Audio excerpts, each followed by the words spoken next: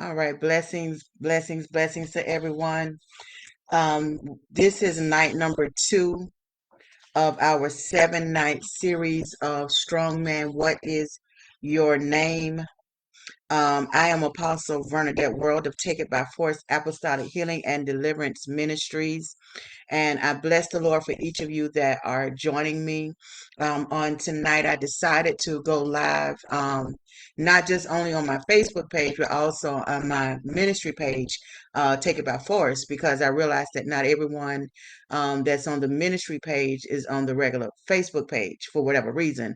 But I wanted to make sure that everyone has an opportunity to receive of the teachings that I am doing on this week. And so I just decided, let me go ahead and go live in both locations, if you will. And so if you missed last night's broadcast, feel free to go back and watch it. It's about an hour long. And on last night, we talked about the spirit of rejection, and so tonight we're going to be talking about the spirit of rebellion. Last night with the spirit of rejection. Tonight is the spirit of rebellion. As I was telling the folk on last night that I wrote a book titled Strongman, What is Your Name? I haven't yet published the book, but I decided to take some teachings from out of the book and teach on it this week, because I really just want to get some things out there that has just been sitting, in the just been sitting and kind of collecting dust, if you will. So that's the purpose of this series that I'm teaching. So, Strong Man, what is your name? Is our topic, and on tonight we're talking about the spirit of rebellion. The spirit of rebellion.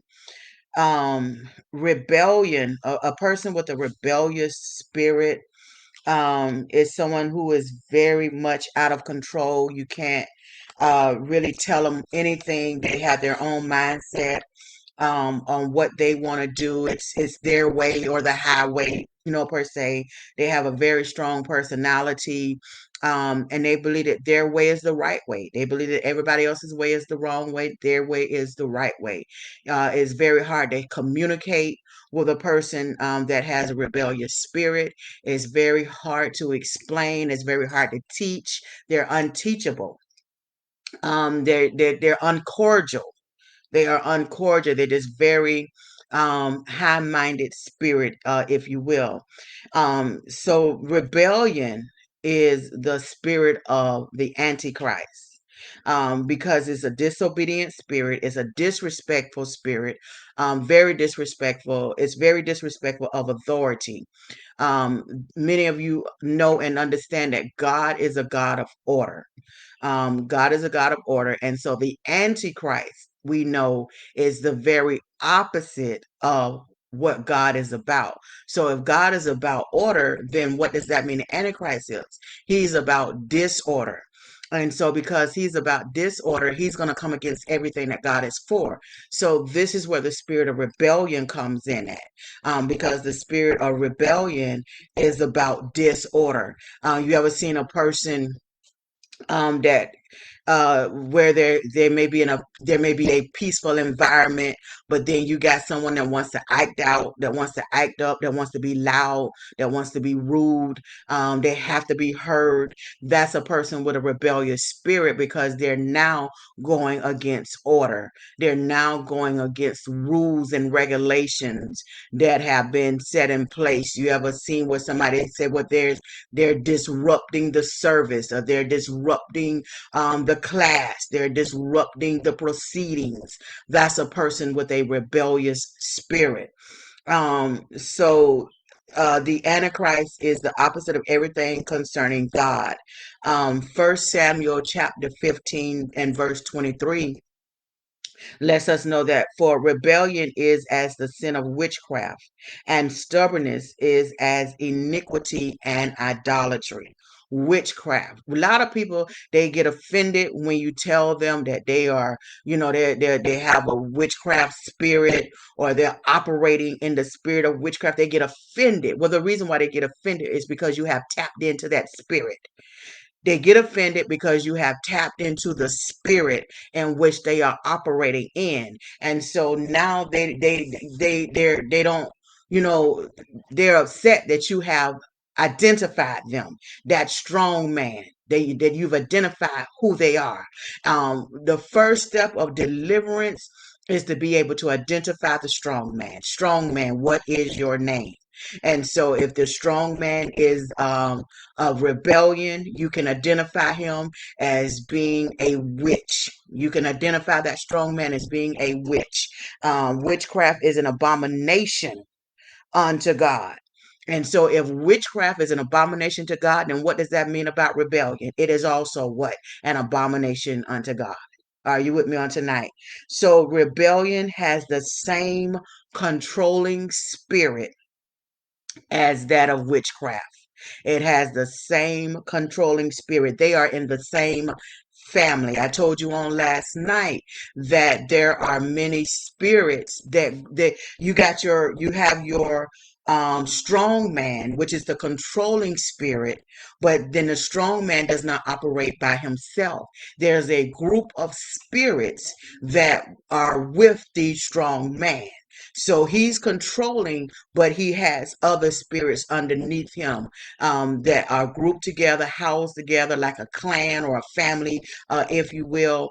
And so witchcraft, rebellion and witchcraft are in the same family. They're in the same clan. They run together.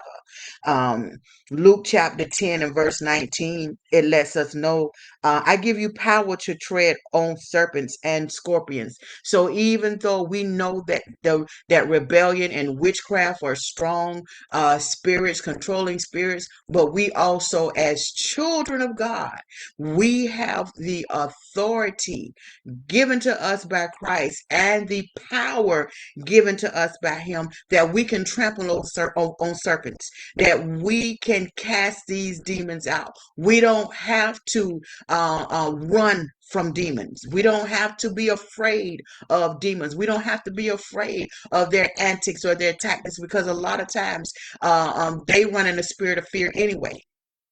I talked about that last night, where I said that a lot of the spirits that we're going to cover, the spirit of fear is in the majority of the different governing spirits, because a person is fearful. Will you ever see somebody that's a bully in school? They bully somebody that they believe is more afraid of them than other people. So a bully is somebody that is afraid themselves, but they'll pick on somebody else. Okay, so they already have a spirit of fear in them, but then they'll try to make it seem like they rough and tough. So they'll go around and they will pick on somebody else. And so this is what demons do. If they feel as though that they can outsmart you, outwit you, overpower you, overthink you, then they'll do that. I was watching a program on last night where this man he was working for another man, and so the one that was in charge, he was bossing the other guy around. I mean, he was really dogging him out. And so the guy that was getting dogged out, he was trying to get a contract, and so the contract was going to bring him a six figure number income, 6 figure income. And so he was just sucking up his words. He wasn't talking back. He was doing everything that the guy was telling him to do. And the more the guy, more he would do, the more the other guy would tell him more stuff. It was really controlling. He had a really controlling spirit. And so the one who wanted the contract, he kept saying, I don't like this. I don't like how he talking to me. I don't like how he doing me. He was like, but I'm gonna do it because I really need the money. I really need the contract. And so after a while, he said, this is my fault. And this is the point that I'm getting at tonight, that I want you all to understand. This man came to a revelation that it was his fault that he was being treated the way he was being treated.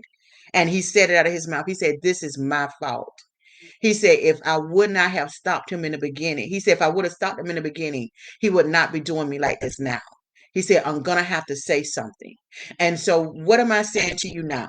That when the spirit of rebellion is in a person, it can be in your child, it can be in your spouse, it could be in your supervisor, It can be in anyone that feels or believes that they can control you, because remember, it's a controlling spirit.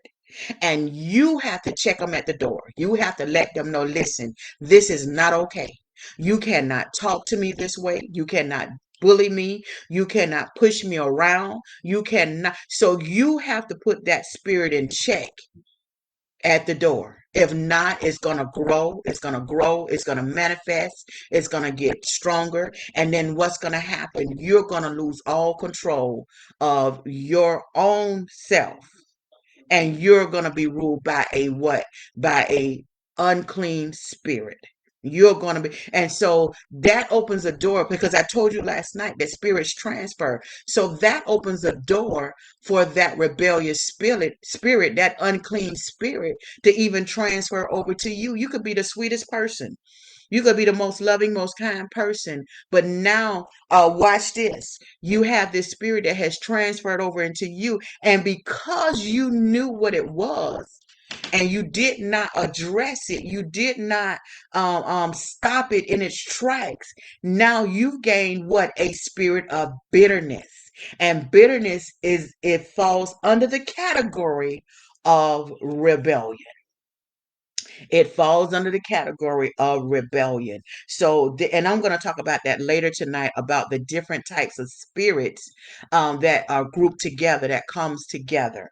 Are you with me on tonight? So Luke 10 lets us know, Luke 10 and 19 lets us know that I give you power to tread on serpents and scorpions. So you don't have to be afraid of them, but you got to have enough faith to believe that God is giving you the power, that Jesus is giving you the power and authority given to him by God, that you can cast those unclean spirits out. It's not just one spirit you're casting out, but you got to get the whole group. You got to get the whole family. This is why in deliverance ministries and in deliverance services, you hear the leaders say, pluck it up from the root.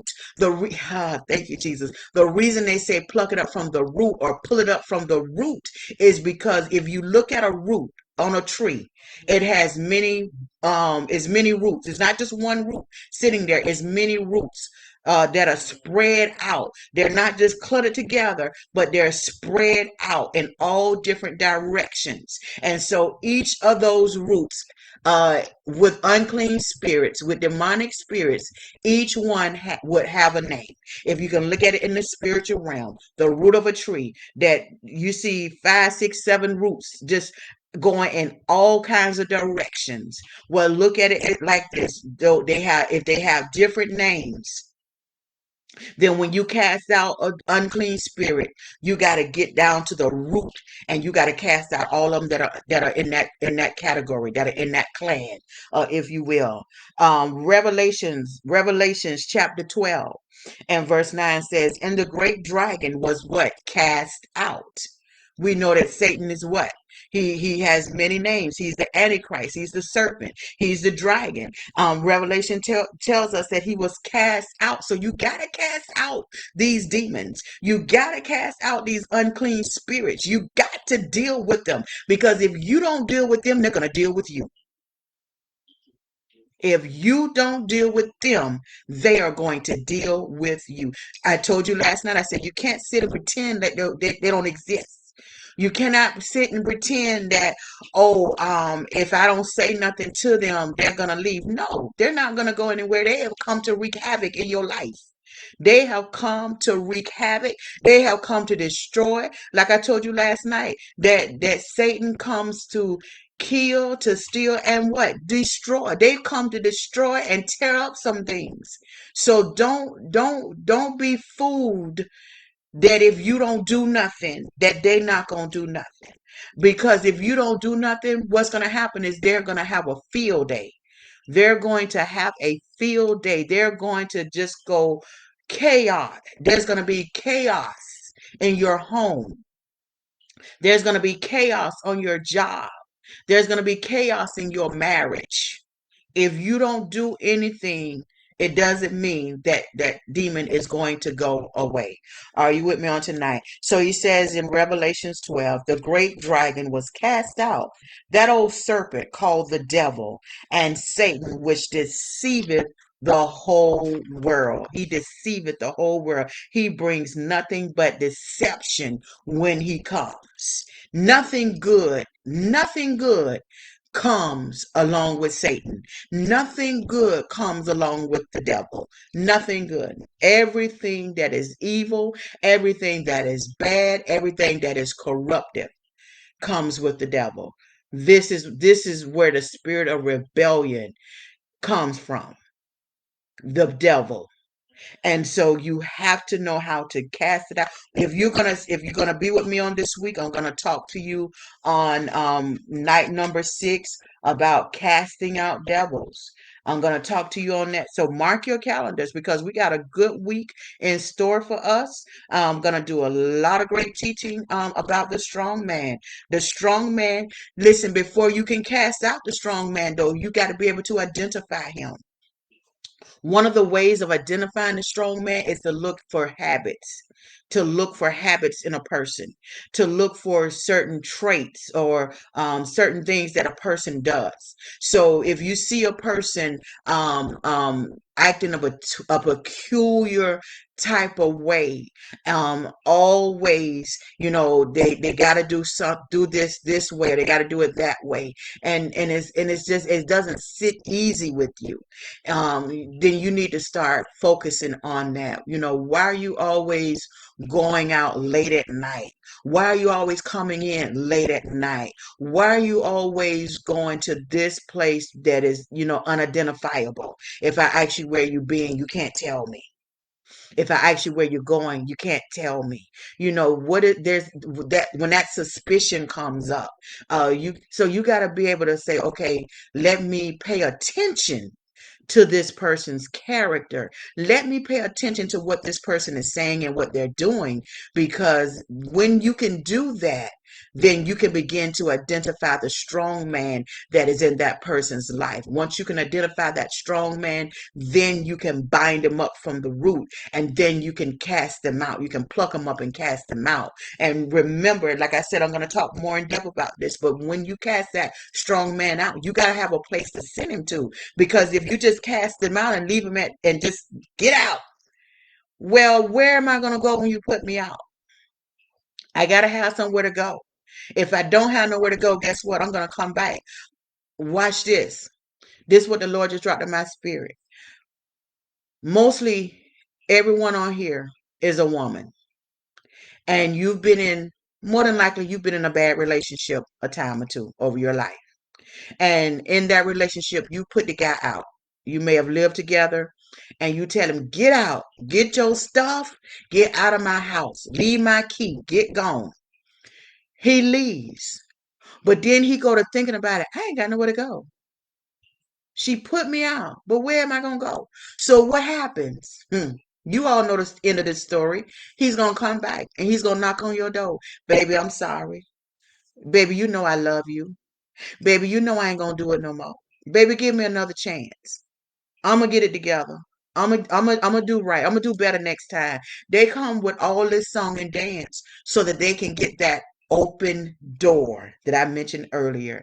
They can get that open door and they can come back into your life because they don't have anywhere to go. And so this is what unclean spirits do. When you cast that strong man out of a person, you got to be able to send that strong man somewhere so that he does not return. Remember, when he returns, he brings seven demons more powerful than he is. So now this guy has returned back into your life. I'm gonna give him another chance. I know he messed up, but I'm gonna give him another chance. Come on in. He's sweet for a couple of days. He doing all right a couple of days, but then all of a sudden, that old trait starts coming back up. That old habit starts coming back up. But watch this. This time it's worse. Now instead of him staying out till 2 a.m., he's staying out all night. The sun doesn't beat him up. All you old school, raising, raised with your grandmama, old school, your grandma say, don't let the street lights catch you out. Well, the sun would catch him out because he done stayed out all night. Are you with me? You know, um, different things like that are traits that lets you know that there's a strong man, there is a controlling spirit that is causing this person to act out of character. That is, you're not like the person I met, you're not like the person I fell in love with, you're not like the person that wined and dined me, you're not that person anymore. What has happened in your life to cause you to act out of character with me, to cause you to carry on the way that you're carrying on with me? There's a strong man, a controlling spirit, that is causing this to take place. And so you have to get to the root cause of it. And then you got to bind it and you got to cast it out. As you do that, you got to make sure you send that spirit somewhere so it don't come back and knock on your door again. Are you with me on tonight? So the strong man has to be identified for the benefit of the person receiving deliverance. Uh, the first, because the strong man is the first one to gain access or gain entrance into a person's spirit. You can identify that strong man, and then one of the ways that you can do that is watch for emotional problems in a person. Somebody with emotional problems is also somebody who is rebellious. And a lot of times this goes all the way back to a person's childhood. I talked about that on last night. A lot of times it goes back to their childhood that will cause them to be rebellious as an adult because those issues haven't been dealt with.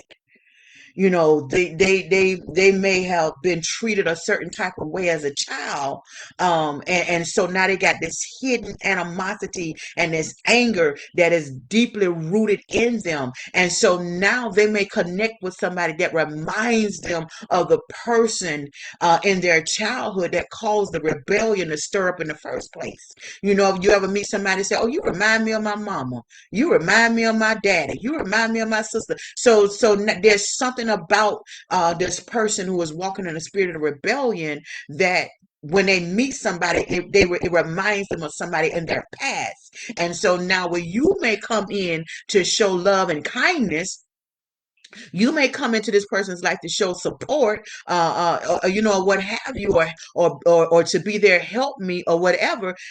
This person is only going to rebel against everything you say or do. If you say to this person, "Hey, can you take the trash out? I need you to, on your way out the door, take the garbage with you." You come out the room or you come out the back and the garbage is still sitting there and that person is going on about their business. So when they come back, you say, "Hey, I thought I asked you to take the trash out." "Oh, you don't tell me what to do. You ain't nothing about mama." That's how they do. "You ain't nothing about mama. You don't tell me what to do." That's a spirit of rebellion that is acting out because they were reminded of how their mother said, "Take the trash out on your way to the school bus." So now that rebellious spirit, because it hasn't been dealt with, it is coming back and is wreaking havoc in your relationship, in your life, between you and that person or those people. So there's emotional problems that will cause disruption and chaos. Where there was order, now there's chaos. This is often brought on also by resentment. Remember, I told you there's a family, there's a clan, there's a class, there's a grouping. So now what's another group? What's another word for rebellion? Resentment, hatred, anger. You ever see somebody always angry all the time? No matter what you say, they always angry, they always mad. Fear. I mentioned fear earlier. And then what is another one? Jealousy. There's a spirit of jealousy that is linked up with a spirit of rebellion. This person see you doing real good. This person see you striving. They see you, you hitting the mark. And so they're jealous. And so what happens is they become rebellious against you. I give you a good example. In many churches and even ministries, you have the leader, you have the pastor, you have the apostle, you have the prophet, you have the bishop, and they have all these other leaders that are underneath them. They have the ministers or the evangelists, They have the elders. They have these other leaders that are underneath them that submit to them, and so they may give some orders to the leader. And then you got one. Everybody saying, "Okay, okay, bishop, okay, apostle, what you need me to do?" And they go and they do what they're told to do. But then you got this one leader. Why I got to do this? Why I got to do that? Well, how long is it going to be? Well, when is it going to start? When is it going to end? They questioning everything because they don't want to do it in the first place, because they have a spirit of jealousy in them, because they want to be where that leader is. They believe as though they're more qualified. There are many different reasons. They may feel as though they're more qualified than the leader of over the church or over the ministry, or they feel as though, I can do a better job than what that person is doing. I don't like how they teaching. I don't like how they preaching. They praying too long. They always speaking in tongues. They got something to say. And so that's a spirit of jealousy. And because they have that spirit of jealousy on them, whenever they're given orders or whenever they're given direction, whenever they're given instruction, they come up against it. They rebel against it. So that's a spirit of rebellion. And that brings on that spirit of witchcraft, because it's going to bring chaos, it is going to bring disruption, and it's going to bring disorder. And now everybody that's connected to them, everybody that's in that same ministry with them, is going to feel the backlash of it. Are you with me on tonight? And so now here you go, you got people running off from the church. I can't go to that church. They always, arguing up in there. They always somebody sowing discord up in there.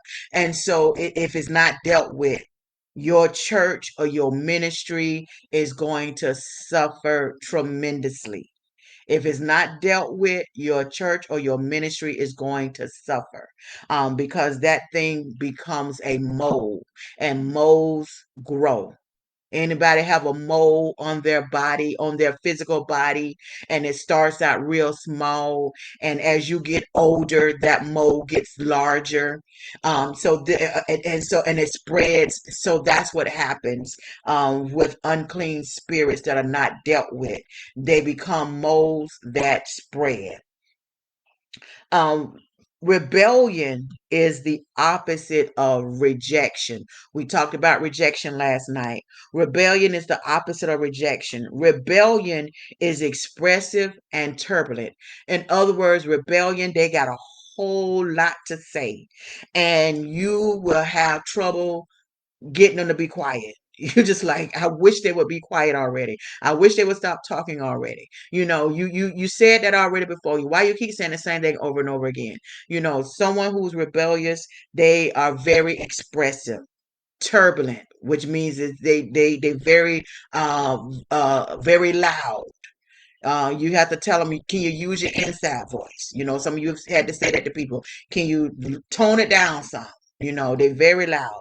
Um, Rejection is withdrawn and insecure. So a person who has a spirit of rejection, they have very little to say. They keep to themselves.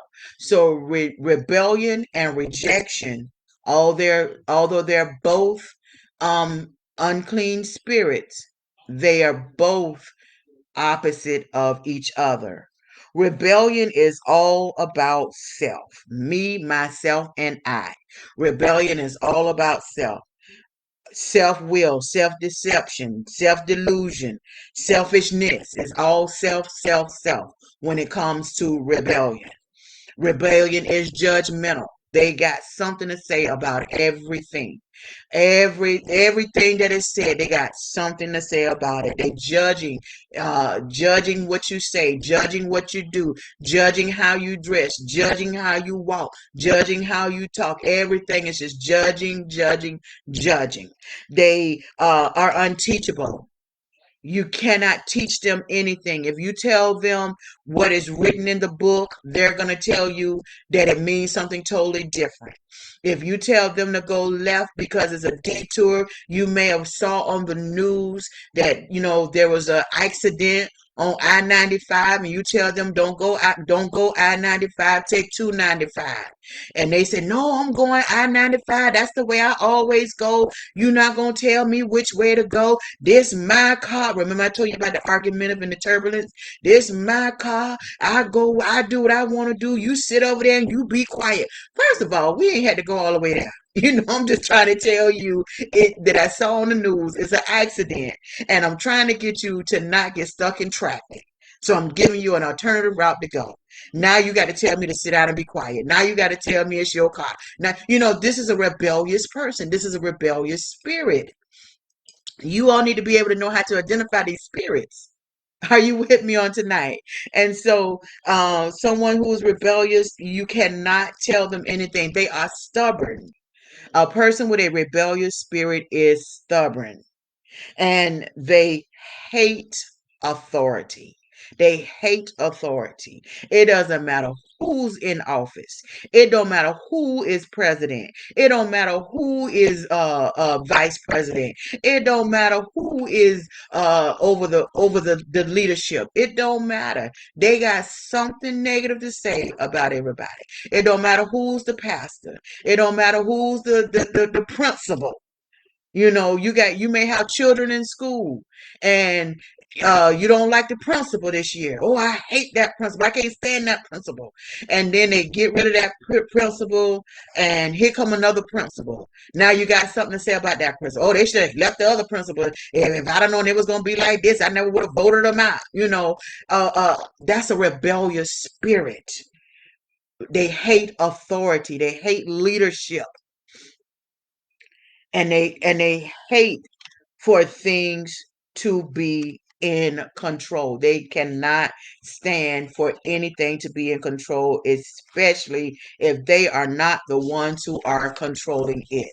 Are you with me on tonight? So, strong man's, excuse me, rebellious spirits, are deceptive.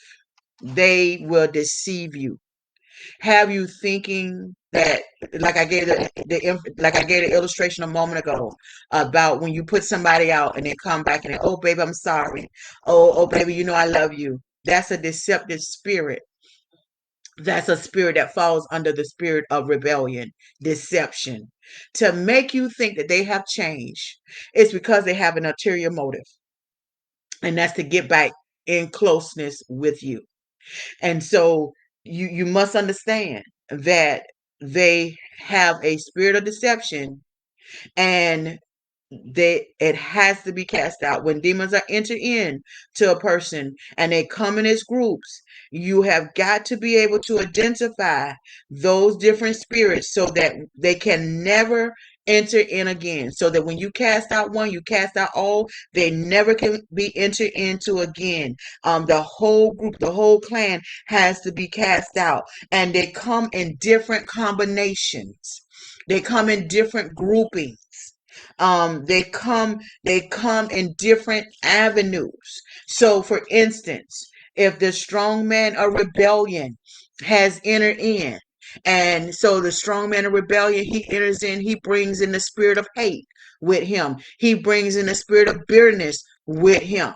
As he bring in the spirit of bitterness and the spirit of hate over a period of time, and now that hatred and that bitterness has gotten rooted and grounded inside of you. Now here comes the spirit of resentment.